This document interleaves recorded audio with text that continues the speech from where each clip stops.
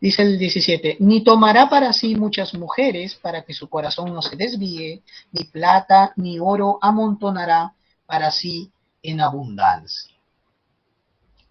Hasta ahí. Y vamos a examinar primero el versículo 16, que nos dice que el rey no debía de exigir o tratar de aumentar su poderío militar, por eso los caballos, ¿no?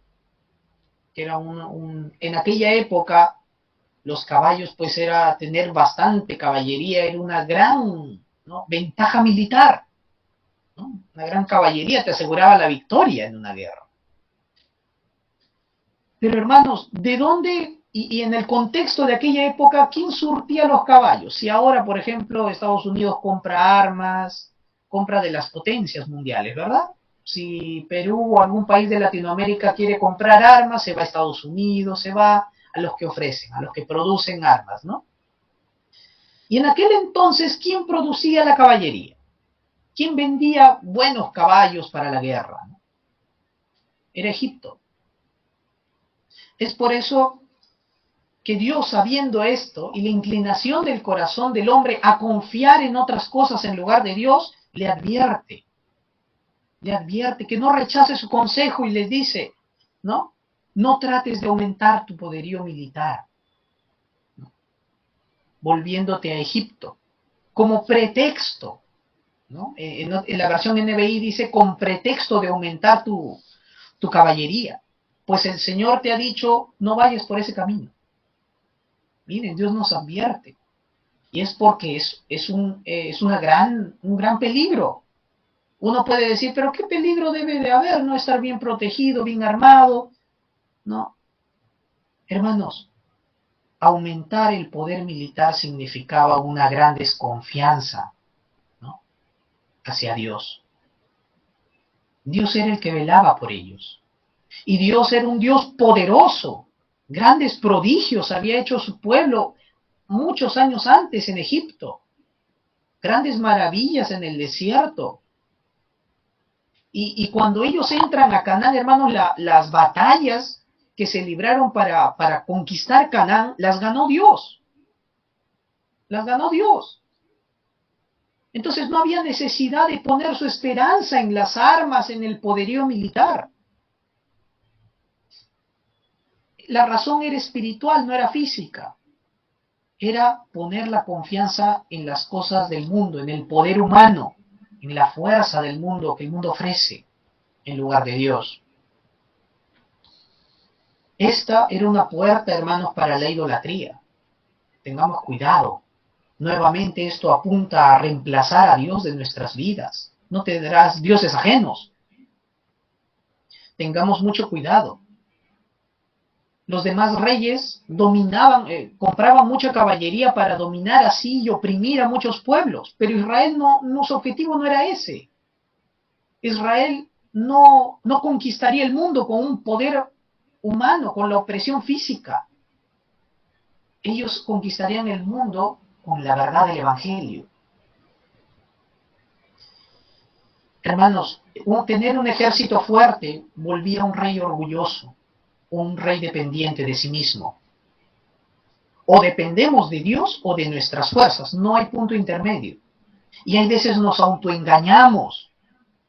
No, pero sí estoy bien, ¿no? Hermanos, el rey Salomón, por ejemplo, cayó en este pecado. Él compraba caballos de Egipto y lo vendía a los reyes de Siria y a los hititas. Los vendía. Y hacía también más comercio, a pesar de que Dios lo había prohibido. Hermanos, Egipto, volver a Egipto, comprar de Egipto, depender de Egipto para hacernos fuertes. Hermanos, Egipto era una figura de nuestro fracaso antiguo, de una vida en opresión y esclavitud. ¿Quieres volver ahí? No, nadie quiere. Pero Dios está advirtiendo, ya se olvidaron cómo vivían en Egipto, cuando dependían de Egipto. No vuelvan a ello. No hay nada en Egipto de lo que ustedes les pueda servir. Hermanos, no podemos servir al Señor si no estamos confiando en Él? Hay veces apoyándome mucho en mis esfuerzos, en mis obras muertas, como dice Santiago, ¿no? Queremos servir a Dios, pero eso no va a funcionar. Al final nos va a traer frustración. No, porque no dejamos que Dios obre en nosotros. Por eso el Señor dijo, ustedes son los pámpanos, yo soy la vid. Juan 15 del 4 al 5. Todo pámpano que no esté unido a la vid no puede dar fruto. Y no confiar en Dios y en nuestras fuerzas es como una rama separada del tronco de la vid. Se va a secar, se va a marchitar y va a perecer. Por eso Jesús concluyó diciendo, separados de mí, nada podéis hacer. Que podamos reflexionar en este primer punto. Y en el segundo punto, nos habla acerca del peligro de estar sujetos a los deseos carnales. El versículo 17, la primera parte, dice que el rey no tomará para sí muchas mujeres, no sea que su corazón se pierda, se extravíe, ¿no? ¿Qué nos enseña aquí, hermanos? El peligro de reemplazar el gran amor de Dios por un cariño aparente que el mundo te ofrece. Que el placer o el deseo de la carne te pueda ofrecer. No reemplacemos el amor incondicional, el amor de Dios, su misericordia, su gracia, por estas cosas temporales, por los placeres de la vida. Hermanos, para los reinos de Oriente, en aquella época, era muy común tener tu harén. El rey tenía sus muchas mujeres, su harén. Esa era costumbre en aquellas épocas. ¿Por qué? Los harén, tener un harén era como resultado muchas veces de las alianzas políticas, ¿no? Como las estrategias entre naciones. Te casas con mi hija, hacemos trato, comercio, nos protegemos unos a otros y alianzas con las demás naciones. Pero ¿se acuerdan que Dios le dijo a Israel?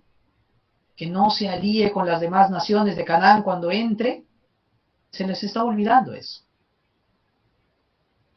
Es por eso que posteriormente en el reinado de Salomón, él cae en este pecado, llegando a tener 700 esposas y 300 concubinas.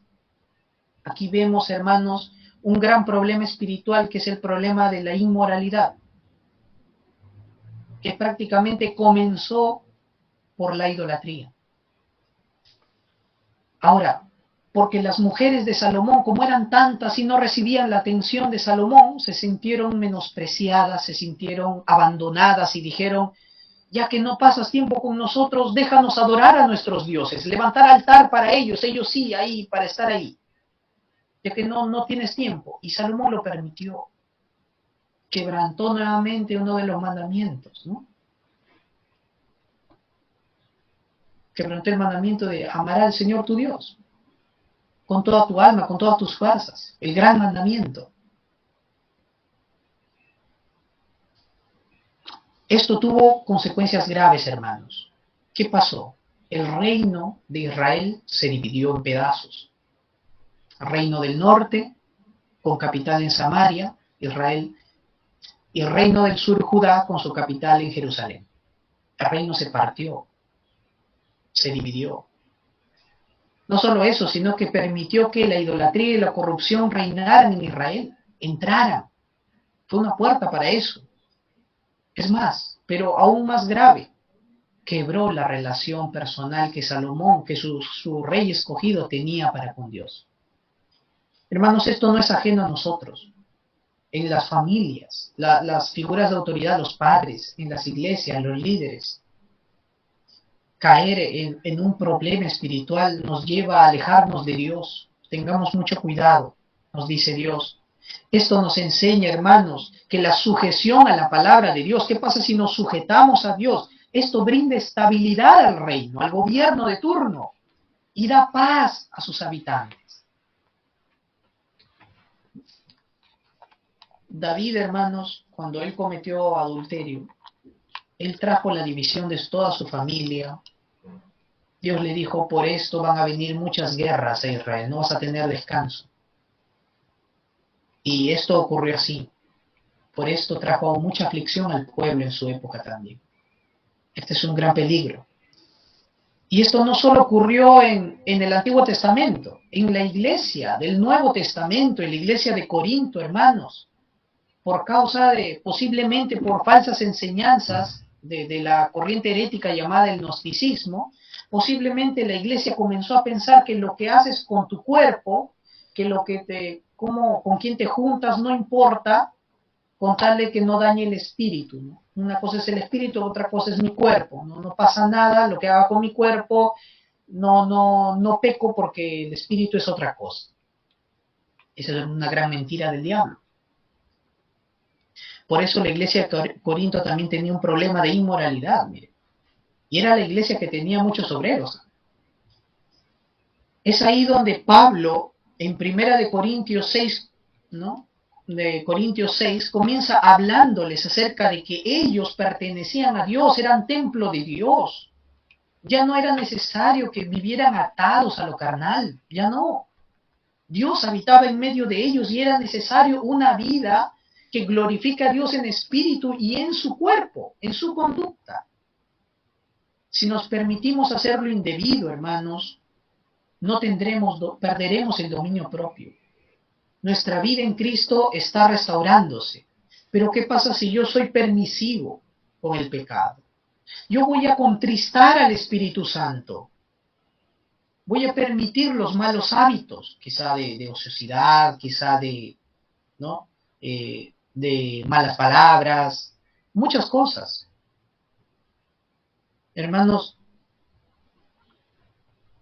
Dios desea que nosotros tengamos dominio propio. ¿Cómo guardarnos de caer en los excesos carnales?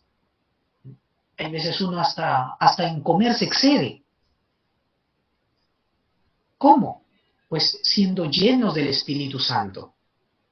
Cuando una persona es llena del Espíritu no significa que está flotando viendo visiones, no.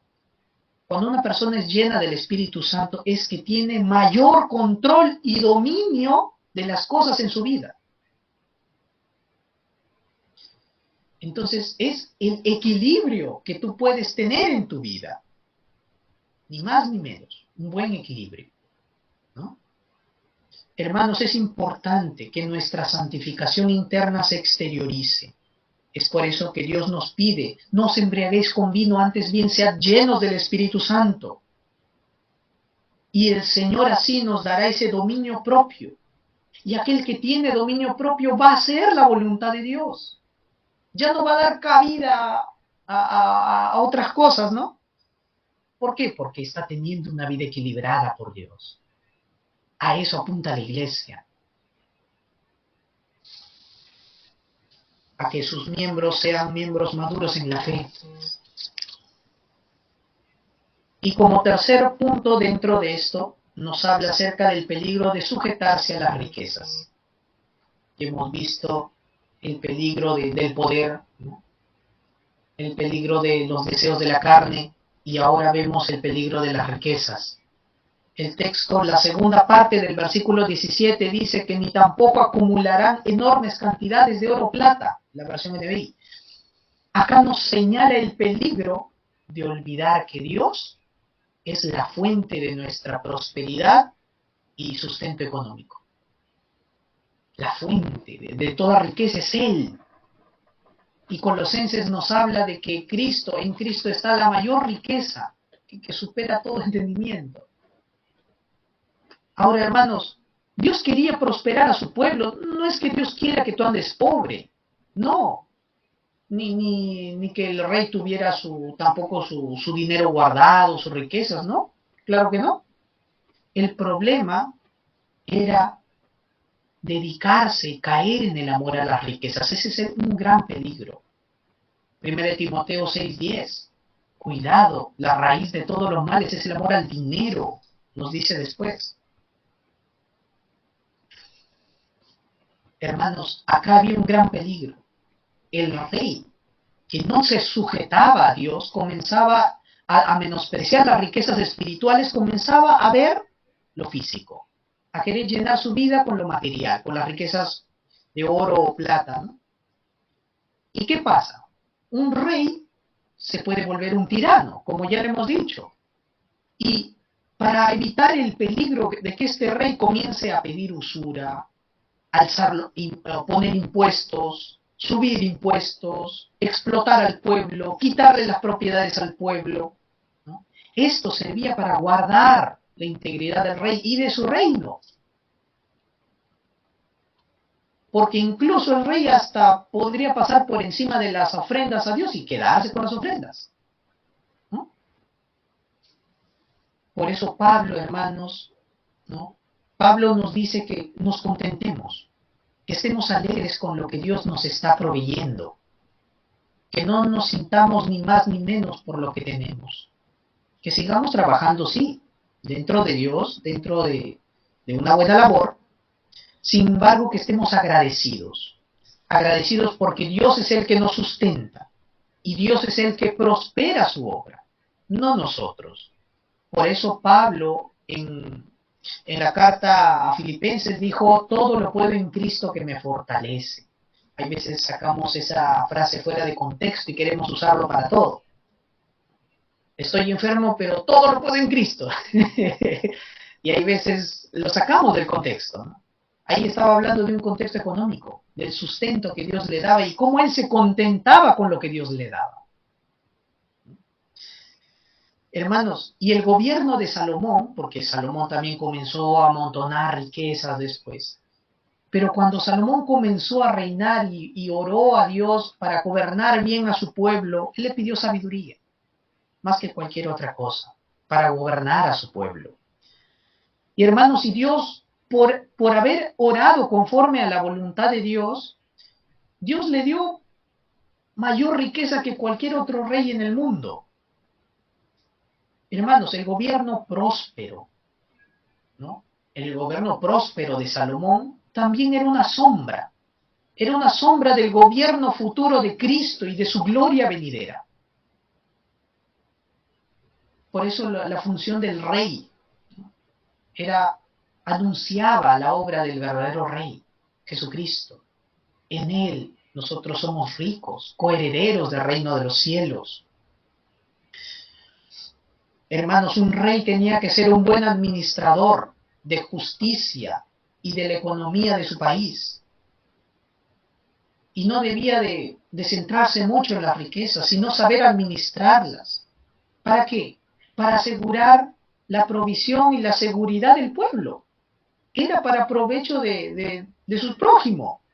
Por eso el rey no podía reclamar impuestos sobre la tierra o sobre algo a los israelitas. ¿Por qué? Porque toda la tierra y todo lo que tenían era de Dios, dado por Dios.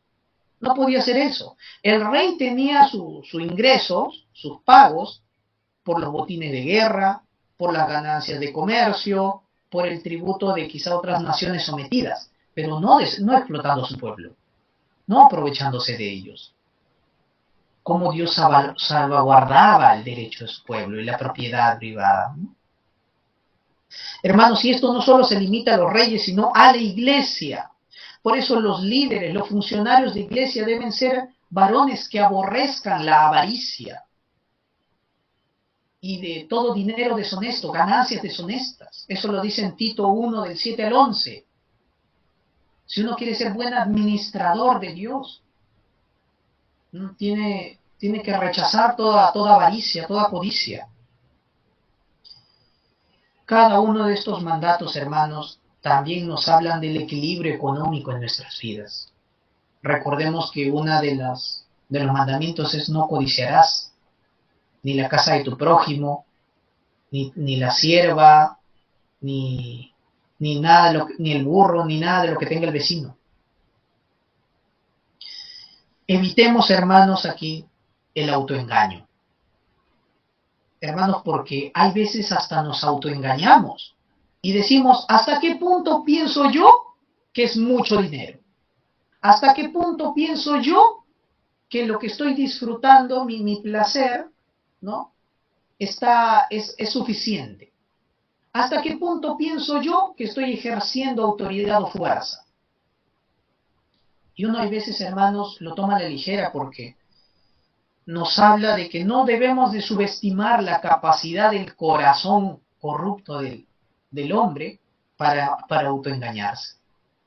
Por eso Jeremías 17:9 dice, ¿no? El corazón del hombre engañoso es, ¿quién lo conocerá? ¿Podemos acaso? ¿Podemos saberlo? Nos espantaríamos si viéramos nuestros corazones, si pudiéramos leer lo que hay en ellos, en nosotros mismos.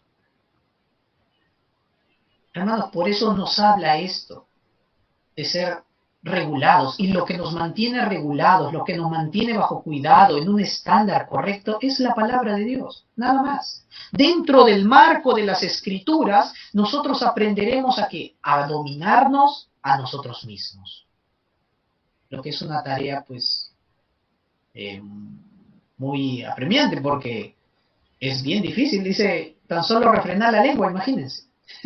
Santiago dice que es, imagínense, el que refrena la lengua refrena todo el cuerpo, dice. Habla del dominio propio. Entonces, entrar a la palabra de Dios nos lleva a vivir una vida equilibrada y una vida en santificación. Ya, hermanos, como último punto, quiero hablarles acerca de un rey que establece el reino de Dios en el campo. Quiero leer el texto bíblico de los versículos del 18 al 20. Dice, y cuando se siente sobre el trono de su reino, entonces escribirá para sí en un libro una copia de esta ley, del original que está al cuidado de los sacerdotes levitas, y lo tendrá consigo, y leerá en él todos los días de su vida, para que aprenda a temer a Jehová su Dios, para guardar todas las palabras de esta ley y estos estatutos para ponerlos por obra, para que no se eleve su corazón sobre sus hermanos, ni se aparte del mandamiento a diestra ni a siniestra, a fin de que prolongue sus días en su reino, él y sus hijos en medio de Israel. Amén. Y primero comenzamos acerca de qué es lo que pide Dios de que sea su líder, su rey. Primero, Dios quiere que este rey sea un escriba diligente en la palabra de Dios. Este es el versículo 18. Dice, Él escribirá para sí en un libro, una copia de la ley de Dios. ¿Y a qué se refiere con la ley de Dios? Se refiere al Pentateuco, a los primeros 5 libros de la Biblia, Génesis, Éxodo, Levítico, Números y Deuteronomio. ¿Ya? Entonces, la labor del rey primero sería pedir acercarse a los sacerdotes y comenzar a transcribir la ley. A medida que transcribe, lo leería con cuidado, y meditaría en él. Y después de transcribirlo, lo transmitiría. Ejercería el juicio de acuerdo a la Escritura. Miren el trabajo que Dios hace. Entonces, lo primero, hermanos, que el rey debía ser un escriba diligente en la palabra de Dios. Este era un trabajo exclusivo de los sacerdotes, de los levitas, porque ellos consideraban, pues, con mucho cuidado, ¿no? Guardaban el libro de la ley, lo guardaban dentro del arca del pacto. Era algo muy santo. Entonces, imagínense cómo es que el rey se pondría a disposición de los escribas, de los sacerdotes, para ser guiado y transcribir la ley de Dios. ¿En qué momento, transcribiendo la ley de Dios, se preguntaría, ¿no? Oye, esta promesa, ¿no? Esta promesa lo estamos viviendo, ¿no? En Génesis, haré de ti una nación grande y te bendeciré. Hay una promesa futura, no solamente la bendición de ser una nación grande, sino una nación bendecida por un rey. En la simiente serán benditas todas las familias de la tierra. ¿En qué simiente serían benditas todas las familias de la tierra? En Jesucristo. Hermanos, Jesucristo es nuestro Rey, el Verbo de Dios hecho carne. Él es la palabra de Dios hecho hombre. Él vino a este mundo.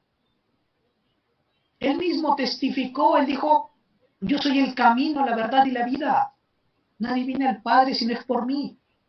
Es más, cuando él en los 3 años de su ministerio en la tierra, confrontando con los sacerdotes y los fariseos, les decían, ustedes escudriñan la ley, el Pentateuco, ¿no? Ustedes dicen que son escribas diligentes, que escudriñan la palabra. Jesús les dijo, escudriñen bien la palabra, porque de mí habla Moisés, de mí dan testimonio los profetas.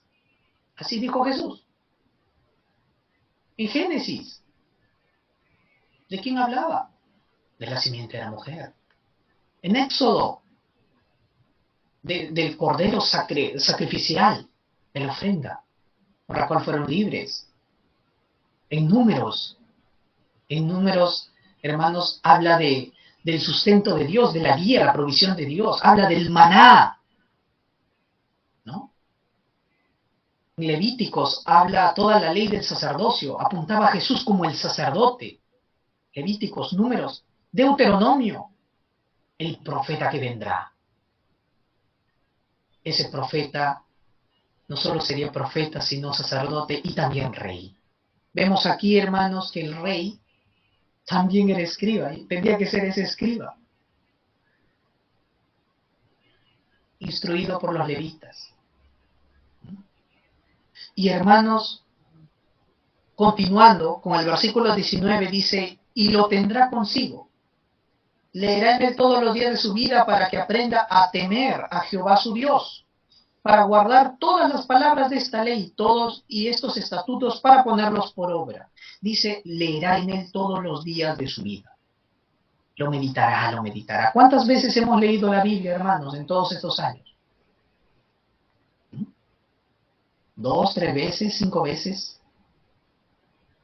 O hemos llegado a pensar de que, como ya la leí, ya la sé, ya no necesito leer. No es así, hermanos. Tengamos cuidado con ese pensamiento. Hermanos, leer el Pentateuco, leer los primeros 5 de la Biblia, libros, lo que ellos tenían en aquel entonces, formaría en el rey un corazón manso, un corazón temeroso de Dios, un corazón que no tema el poderío de las naciones, porque uno al ver las naciones que se levantan con fuerza, con poder, con armamento, con toda su riqueza, uno tendría temor. Pero aquel rey que medita en los caminos de Dios, hermanos, no temerá, ni envidiará, ni codiciará nada del mundo. Al contrario, sus fuerzas se renovarán. Se levantará a dar testimonio del reino de Dios. Hermanos, en una situación crítica como era la época del reinado de Ezequías, hermanos, gran potencia como lo era Siria se había levantado a atacar al pueblo de Israel con su gran poderío militar. ¿Qué hizo el rey Ezequías? Junto con el profeta Isaías fueron ante Dios, ante el templo de Dios y se postraron. ¿No? Postraron y mostraron la carta de amenaza del enemigo. Y ellos confiaron en la protección de Dios. Y Dios respondió a la oración de Ezequías. Dios envió al ángel, quien venció a todo ese ejército. Más de 185,000 soldados vencidos. Entonces Dios cuida a su pueblo. El versículo 20 habla diciendo, el rey, ahora vemos aquí a un rey que transmite el pacto en el campo. Ahora vemos que ese rey que no solamente escribió la palabra, que escudriña las escrituras, está listo, está preparado para ponerlo por obra a través de su vida. Para que no se eleve su corazón sobre sus hermanos, ni se aparte del mandamiento a diestra ni a siniestra, a fin de que prolongue sus días en su reino, él y sus hijos en medio de Israel. Hermanos, ahora sí, él junto con sus hermanos. Por eso el rey no era más que sus hermanos. Estaba al mismo nivel de sus hermanos porque la autoridad era Dios. Por eso David oraba y decía, Jehová es mi rey. David sabía que el pueblo en algún momento se desviaría o saldrían reyes muy malos. Y por eso oró, Señor, confirma tu nombre. Cuando un descendiente que levante un templo para que tu pueblo se aferre a tu palabra. Y por ese deseo del corazón, Dios le respondió y le dijo, yo confirmaré a tus descendientes después de ti. Y va a llegar un descendiente, el cual yo afirmaré su trono para siempre. Su reino no tendrá fin. Yo le seré a él por padre y él será a mí por hijo. ¿De quién se está refiriendo? Del reinado de Cristo. Y Cristo vino y estableció su reino, hermanos, muriendo en la cruz y resucitando. Es en Cristo Jesús, hermanos, que nosotros tenemos esa victoria. Y que ahora nosotros, recordemos, la Escritura nos dice que somos hechos príncipes, reyes y sacerdotes de nuestro Señor Jesucristo, para llevar el Evangelio en el campo, para quebrar el poder de las tinieblas, para que si hay algún problema espiritual en la familia, en el campo, con las personas que conversemos, ahí sea despojado Satanás y comience a reinar Cristo en sus corazones. Pero el primer reflejo que verán será nuestra vida, nuestro testimonio. Como conclusión, hermanos, es importante para nosotros entender que hay una gran necesidad de vivir cada día sujetos al gobierno de Dios, y es siguiendo su palabra. ¿Qué pasa si lo ignoramos? Van a haber consecuencias muy graves que después vamos a lamentar. Recordemos que el pecado se esparce y trae más pecado y trae más consecuencia. No queremos pasar por la amargura que los reyes pasaron anteriormente por obviar la palabra, por su duro corazón. No hay que perder de vista la misión que tenemos, que es proclamar el reino de Dios en el campo. Jesucristo resucitado, que vive y gobierna la iglesia como cabeza. Por eso ningún pastor se puede enseñorear del rebaño, porque ese lugar solo es de Dios. Vamos a orar. Amado Señor, Padre Celestial, te damos gracias. Gracias, Padre amado, por tu misericordia, por tu gran amor, por venir a reinar en nuestras vidas. A través de la figura de los reyes, Señor, nos has mostrado que enviarías al Rey perfecto, al Rey justo, al que gobernaría con cetro de equidad. Amén, Señor, te damos gracias porque tú has transformado nuestras vidas. De estar bajo la potestad de las tinieblas, nos has trasladado al reino de tu amado Hijo. Gracias, amado Señor. Ahora gobierna, dirige a tu iglesia, capacita a tus líderes, que podamos llevar este evangelio, estas escrituras al campo, pero que antes nos tomemos ese tiempo de leer la palabra, de meditarla, de escudriñarla, como lo hacían tus reyes, Señor, como debía de hacerlo. Te damos gracias, Señor, por estas bendiciones, por la palabra del día de hoy. Oramos en el nombre de Jesucristo, nuestro Señor. Amén.